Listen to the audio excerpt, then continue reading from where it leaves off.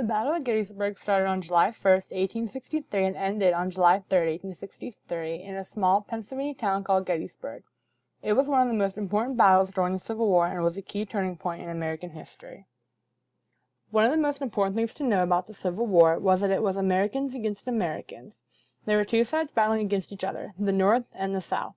The North was referred to as the Union side. They were against slavery and fought to abolish it. The other side was the South, and they were commonly referred to as the Confederates. They were against abolishing slavery because it was part of the Southern society in which they wanted to protect. The North consisted of the states Maine, New York, New Hampshire, New Jersey, Vermont, Massachusetts, Ohio, Pennsylvania, Connecticut, Rhode Island, Indiana, Illinois, Kansas, Michigan, Wisconsin, Minnesota, Iowa, Oregon, California, and Nevada.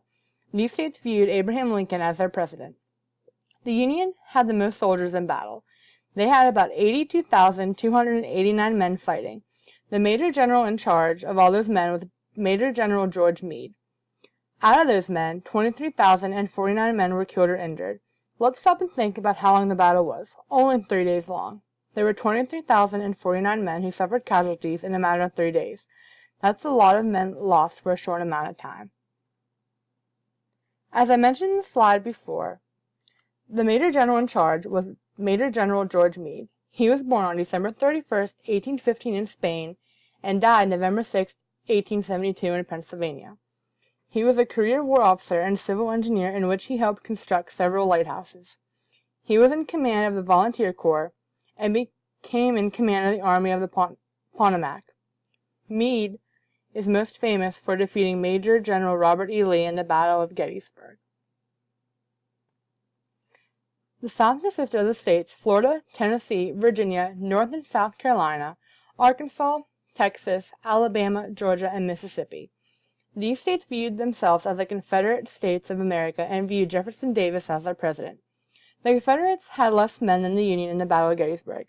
They had about 75,000 men. In charge of those men was the famous Major General Robert E. Lee. Out of those 75,000 men, there were 28,063 casualties within the 3-day battle. General Robert E. Lee is one of the most famous battle figures when talking about the South. He was born January 19, 1807 in Virginia and died on October 12, 1870 in Virginia. He was quite the military man. He became in command of the U.S. Military Academy, Army of the Northern Virginia, and then became General-in-Chief of the Confederate States of America.